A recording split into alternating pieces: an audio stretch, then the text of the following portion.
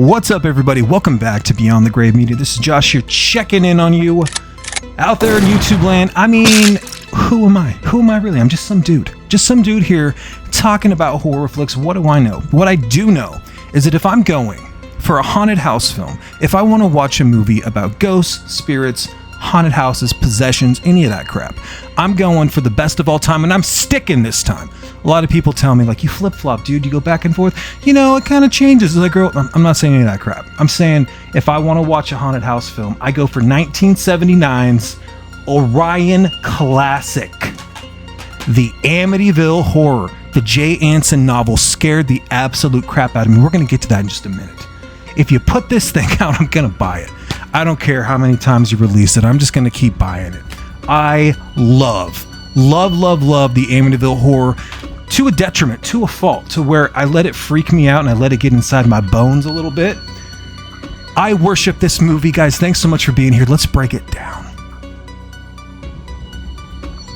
The plot of the Amityville Horror is pretty simple. It's the American dream.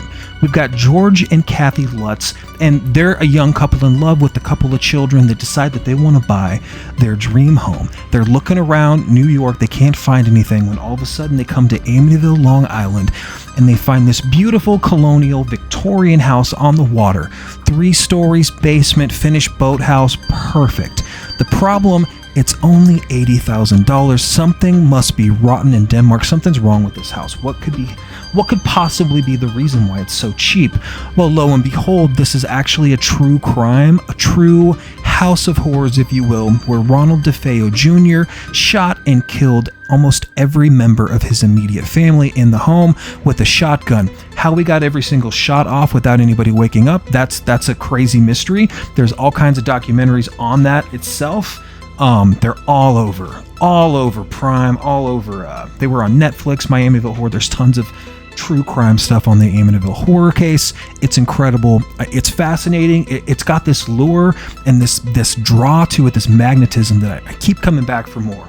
So, lo and behold, George and Kathy, they hear that the Amityville Horror House, it's got this horrible history, but they say, hey, houses don't kill people. People kill people. Houses don't remember. Houses don't have memories. Great concept. Unfortunately for George and Kathy, they move in, and I think they only make it 28 days inside this home before the walls start dripping, flies, pigs, problems at 3:15 a.m. Everything under the sun, Jody, all kinds of horrible things happen to this family, allegedly. Okay, and we're talking about why the Amityville Horror is an amazing film. We're not talking about whether or not the Amityville Horror actually happened. We know that it's a true crime house. We know that George was a little bit of a wacko, and Kathy was maybe all too happy to participate in black magic, whatever. We're not talking about that or whether that actually happened. We know that Ronald DeFeo Jr. was sentenced to life in prison, died about 3 years ago, murdered his entire family. Creepy. And this house was the setting, so that's basically the plot. What could have happened to George and Kathy that made them so scared that they decided to leave all of their possessions, give up their $80,000 dream home? Well, that's kind of what makes the movie scary and what makes the story a little bit strange. Talking about the pros in this film would take at least an hour for me. Everybody that knows me, not like you guys should know me by now because I haven't talked about this movie before, but this is an obsession of mine. I have gone way too far down the rabbit hole with George and Kathy Lutz, with Ed and Lorraine Warren, with the whole bit.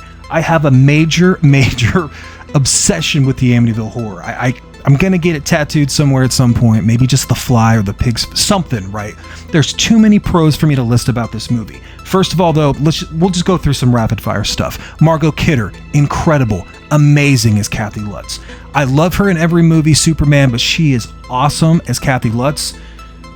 James Brolin is one of the most intimidating forces of nature until we got Ryan Reynolds, who did a pretty great job also being intimidating. James Brolin, there's that look in his eye. He is, I mean, dude, James Brolin crushes it.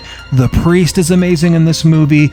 The ability to have a house look like somewhere that is just haunted, possessed. The windows, the way that it's shot, the music in the beginning. I hate that word cinematography, but it's beautiful. The rustles of the leaves, they zoom in on the windows, they pull back and it looks like a pig's face. The boat, the water, everything about this movie for me works. 10 out of 10. There was a period where I was getting older and I watched the new one in the theater and that led me down a rabbit hole, but I thought that maybe it was even a little bit better for some reason because it was faster paced. I don't feel that way anymore. This is 2 hours, but I feel like it earns its hours. There's a little bit of lag, I think, when they're talking about the priest and the cops are trying to investigate, you know. It's a little unnecessary, but for the most part, all that stuff still works. I love this movie. I love everything about it. I can't believe that someone actually moved in there and then for whatever happened, they just decided to just bail. This movie does a great job capturing the magic of the family and how it's going to change their life and then how quickly things turn to an absolute living hell and you can see it. They're just going through it. They're just going through the motions. They're just put through the paces. The drinking increases, the erratic thoughts, the waking up at 3:15, smelling smoke, smelling sulfur, going downstairs, the dog's freaking out. And what the hell was that? I was just recording behind the scenes, a little behind baseball here. I just looked down there and it said I had 2 terabytes of gigs to record. I had plenty of space. My whole life, the Amityville Horror has done this to me. I'm telling you, I'm not trying to be some smart guy, some wise ass, or funny. I was just recording and then it just went black. The screen just glitched out. It's plugged in. Everybody's fine. There's nothing going on, but the Amityville Horror does not like me. And that's why I'm so fascinated by it. Let me give you a little backstory. Let's go back in time. I found this movie in 1996 or 1997 from a Kmart on VHS. I seen this cover, the orange, everything about it. I was just drawn to it. Just tractor beam. For God's sakes, get out. I was also raised very religious, so a lot of these things like I wasn't supposed to see. So when I watched this movie, I was just overwhelmed with how intense it was. It's a true crime, it's a possession, it's a ghost story, it's paranormal, it's everything. What is so scary that you had to leave all your stuff after 28 days? I couldn't wrap my brain around it. I was able to kind of forget about it for a while until the remake came out. What was that, 2005? And when the remake came out, I was kind of in a vulnerable place in my life, okay? I just moved back from Bend to my hometown, and I was kind of going through the paces with females or whatever was going on, and I watched the remake and I was like, whoa, that was cool. I went to the library because I wanted to read the book, and I was trying to buy Danzig 666 tickets. Tattooed in my brain, I wanted to see Hank Williams III. I wanted to see Reverend Horton Heat, I think, Danzig playing on that day in California. I went to buy tickets to that event. While I was going to find those tickets, I was like, oh, I should see if they got the Amityville Horror here at the library. So I go and I look for it, and of course, it's not there. I asked the lady, hey, you know what's going to be in? Is there another location that's got it? She's like, nope, we can't get it. I went to every used bookstore, nobody had it. So I turned in 2005 to eBay, 20 years ago almost, and I ordered this book, and it says Special Edition Jay Anson, the Amityville Horror. I worked at AM, PM, I worked nights, okay?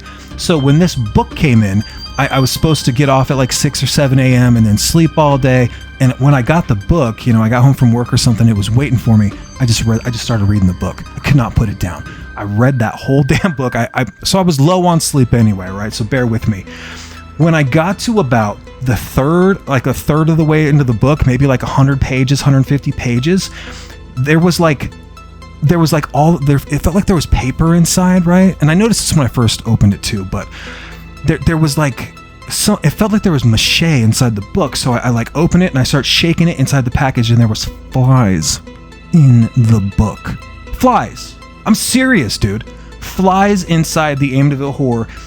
Whatever this book was, at 1977, 78, it was this hardbound book. I think I paid $25 on eBay, and maybe because it was firm, I couldn't really feel it, but as I started flipping through the pages, I was like, man, this kind of felt like it was getting mushy. There was dead flies in the damn book.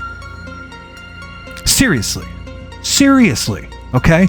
And I go to work, I finish the book, and I was like, I don't know what's going on with these flies. In the back of the book, someone had used a pencil, and they're probably just playing a trick on me, right? It's probably just whatever. There was pentagrams and writings and stuff in the back of the book, and it just weirded me out. I was just like, man, I don't know. I went to work, and my boss, I think her name was Twyla, was like, hey, I got this from eBay. I already read it. Do you want to take this book? And she looked at it, and she's like, I'm not taking that book. And I was like, it's a great movie. It's a first press. I just got it. And she's like, I don't want that. I asked on Graveyard, probably like 15 customers, right? Just over and over and over again. Finally, nobody would take it. And I was like, I'm not bringing this book home. There's no way. I can't have this. Like, I don't know what it was, dude. I've had a lot of kind of paranormal experiences in my life. I don't know if this was one of them, but it was enough that I threw that thing in the incinerator. Like, I trashed that book. I got home and I was supposed to sleep, and I was struggling with sleep. Maybe I was drinking a little bit too, but I was having crazy dreams, man. I was like seeing rifles and shotguns, and then it was just very bizarre. This movie, that book, jacked me up, and to this day, like, I'm not reading that thing again. I don't know what it is. So whenever there's a glitch in the Matrix, I always go back to the Amityville Horror. I'm obsessed with this movie. Obsessed. And I think that's okay. I think that I just want to know more about it. And I don't care if the actual legend in the story is not true. I'm totally cool with that. I love Ed and Lorraine, even though a lot of people think that they're hoaxes. And we're just going to go right into the cons. There's no cons to this movie.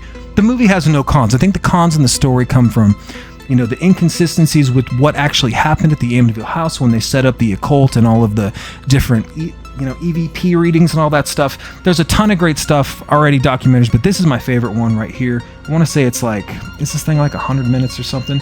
It's long. It's from the History Channel from 2005. This came with the other movie in the box set, but this is a great watch. It goes through like all the things. There's a lot of things that happen that doesn't really make sense. And then you hear about Ed and Lorraine, and they were kind of like hoax and prank people. I don't care. It doesn't affect how I feel about the movie, because the movie, when I read the book and I watched the movie, it affected me enough. I love the Amityville Horror.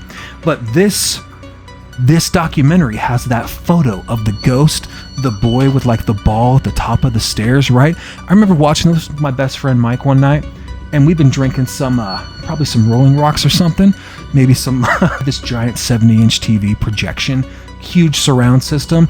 It was so loud, everyone just stopped. Like, that was so effective. It still scares me to this day. Amityville, you have my attention, dude. Damn it, dude, was that intense for you guys, or am I just the only one? I'm sweating in here. Seriously. I wanted to quickly show off some of the different versions I've got. This is the newest one from Vinegar Syndrome, the 4K. I don't have the slip or the hard box. I screwed up. Anyway, Blu-ray looks incredible. Set it and forget it. Just push play. Awesome colors, awesome sound. Then I've got the Scream Factory box set, which if you don't know what to watch, put on all three of them. These things are all 3D is actually kind of a sleeper pick. 1, 2, and 3. Awesome.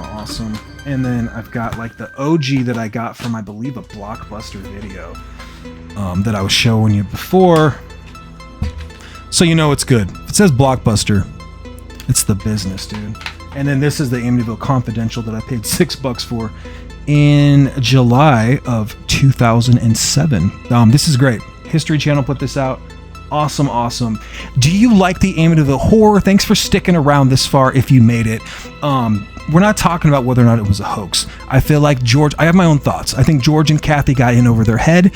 He was not able to pay for his bills and his businesses, so I think that he created this thing. That doesn't make it less effective as a horror movie. It's damn good. It's one of the best. I think it's my favorite haunted house movie of all time. It's incredible.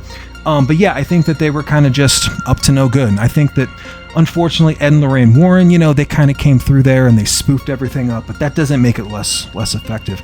Let me know what you think. I love Amityville. I love you guys. If you want to see more from me, like, comment, subscribe, follow me on social media down there on the gram or whatever people say. And we got more long form stuff coming. Until next time, take care of yourselves. Cheers.